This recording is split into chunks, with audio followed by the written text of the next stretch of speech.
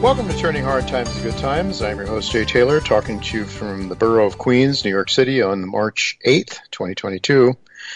Before I talk more about today's show, I want to encourage you to attend the Metals Investor Forum in person at the Georgia Hotel in downtown Vancouver. That starts this Thursday, March 10th and 11th. If you can't make the show in person, I understand that it will be available on the internet, so all you have to do is to go to my website at jtaylormedia.com and click the Metals Investor Forum near the top at the upper right-hand corner on the home page and provide some information. I think they want your email and your name and maybe your address as well. Simply check off the box that you're going to do it. You're going to do it virtually if you can't make it in person, and then you'll be able to see this event live. And it does start at 10 o'clock on Thursday morning and Friday morning as well. And I will be speaking at 3 o'clock. Actually, I'll be speaking, at 3 o'clock Pacific time. That's 6 o'clock Eastern time. The title of my talk will be, Can the Fed Outrun Debt Deflation Without Destroying the Dollar? The companies that I have invited are Klondike Gold, Snowline Gold Corp, Goliath Resources Limited, and El Oro Resources. And I want to thank each of you for listening to the show, making it one of the more popular shows in the Voice America Business Channel. Also want to invite you to keep your questions, comments coming to questionsfortaylor@gmail.com. Questions, the number 4, taylor@gmail.com. We do, of course, want to thank our sponsors for making the show economically viable. Sponsors for today's show: Irving Resources, Novo Resources, El Oro Resources, Hannon Metals, Firefox Gold, Timberline Resources, Lion One Metals, and SK Mining. Title of today's show is, How Does Ukraine Fit into the Global Jigsaw? Alistair McLeod, Eric Coffin, and Chen Lin are with me for today's show. The title of this show was based on Alistair's February 24th article titled, How Does the Ukraine Fit into the Global Jigsaw? The article was written about the time that Russia just began invading the Ukraine. Since then, it appears that the NATO countries have been more unified than anticipated, and the Ukrainian army and citizens are putting up a very courageous fight against the invaders that may be countering attempts by Mr. Putin to drive a wedge between America and the non-Anglo-Saxon EU. But can this unity last when the economic repercussions of sanctions and broken supply chains start to cause serious hardships for all of Europe? In his January 24th article, Alistair suggested that the U.S. was actually trying to suck Russia into an untenable occupation that Putin would not fall for. Well, in fact, contrary to Alistair's views on February 24th, and those of most people, including the Ukrainian president himself, President Putin not only invaded the Ukraine, but failing to successfully hit military targets, he has begun a bloody carpet bombing campaign in major cities. With Putin getting sucked into this conflict, how does that change Alistair's views of how the Ukraine fits into the global geopolitical puzzle, and what will it mean for global markets and the economies of the NATO countries? Those and many more questions are what we'll try to get answers from Alistair on. He'll be with me in the second half of today's show. Eric Coffin will join me in the second segment to talk about the March 10th and 11th Metals Investor Forum and hopefully give us an idea or two, an investment idea or two that he is excited about. But right now I'm excited to tell you that Chen Lin is with me. Thanks for joining me, Chen. It's good to have you, especially at a time like this when there's so much going on. Give me your thoughts about the events in the Ukraine and maybe anything else you might want to talk about that you think might be impacted by all that's going on now.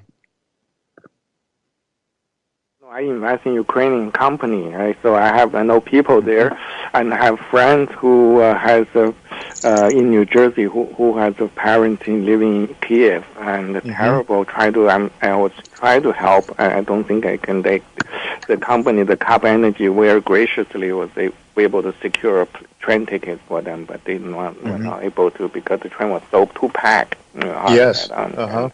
Very hard for handicapped people to get on there. Sure. But anyway, it's terrible. I mean, from there I learned how difficult life is. Oh, jeez. I mean, I hope this war will be over soon. I really prayer to the courageous Ukraine people there. Absolutely. So, and I just want to comment. We mentioned a little bit that with Ukraine impact to the world commodity. We noticed the nickel tripled this week, right? Tripled. The LME actually stopped trading nickel because 10% of worldwide production is from Russia, and then those Russian nickel cannot be delivered as LME nickel, quote unquote. So that's created a huge short squeeze. So I look around and I think, wow, Russia also produce 40% palladium and 10% platinum. So for my trade is I added to my already existing platinum and palladium futures and ETF, right? So if there's a squeeze, I don't know, there will be, but if there's a squeeze, that will be a very, very good, profitable trade. But if not, look, today's announcement from Spanish Stillwater is the South Africa Union, the military union, going to strike against their gold operation. Actually, Spanish Stillwater is down due to that. What that means is they probably will strike against the platinum mines later this year, not just Spanish Stillwater, but for all the South African platinum, because the contract due for negotiation this year. So think about it, between Russia and South Africa, that's almost 80-90% of worldwide PGM production. Okay, so I think the 2022, this year, it belongs to PGM. So we get just so many incidents waiting to happen because the most are coming from Russia and South Africa, right? So anyway, I'm very bullish on those, and I looking forward, to hope let's see what's going to happen. I think if it happens, it will be very quickly in the next couple of weeks. I hope and so. Also, last week, and I said in my newsletter, I was buying Kinross, which was hit very hard by the Russians. Oh, yes. Kinross has like 15-20% gold production from Russia. They also hit very hard by the fire in African Mill, and then the purchase of Great Bear, which is, they used some of the shares. So they hit 3 times. So as of last week, Kinross valuation is less than half of others, like Goldfield, not even Barrick or Newmont. So it's so cheap, it's probably can be a good takeover target. So we start buying last week, and so far so good. Today is Kinross far outperformed GDX, which is down today. It's a big reversal today, So I think it's like a shooting star pattern, right? The gold goes up, and then there's some talk like Ukraine may have peace. I don't know. I really don't know. I doubt until Russia achieves its objective, Ukraine can get I do not know. We'll see. So, and then market was just too oversold, short covering, and then boom, we go, and then gold went down. We have, I think so far, gold is holding on quite well. So, I think we're within the bull market of gold, and then clearly gold is gaining against all the other currencies, including Bitcoin, which has been, people talk about this more digital gold, but it's not, right? So gold is the gold. Gold is real gold. So I'm very glad that it's there. So I think gold has much more to run here. Yeah. Certainly, the dollar has been stronger as well, along with gold. So the whole idea that gold and the dollar, move in opposite directions is not always true. But your point is well taken. It's gold has done even better against other currencies then. Just with a couple of minutes left, Chen, you want to mention anything about a couple of your biotech favorites? Right, yeah. We can mention the Tricida. Unfortunately, they have 15% of their trial in Ukraine.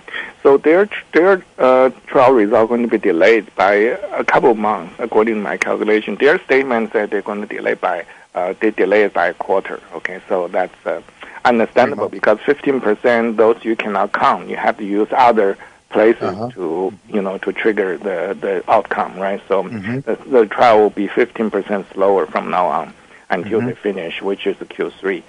So, and Amyris had just have another presentation yesterday. It was very, very good. I hope people will listen to the replay. Finally, the management is trying to downplay the expectation. They're trying to lower expectation but beat it. And then they are mentioning one of their brand, JVM, is growing at 1,000% a year. So it's also unbelievable. And then they also have a lot of technology for high oil price, which they used to produce. Now it's coming back because all these energy companies asking them to create those synthetic oils because oil price so high. So they have a lot of opportunity out there. So not just what they're doing, but open up other opportunities at this high oil price. But those are not priced in this current stock price. So it's not at all. Okay. No. In the management, they said in the year they see 4 brands. Each brand worth at least $1 billion.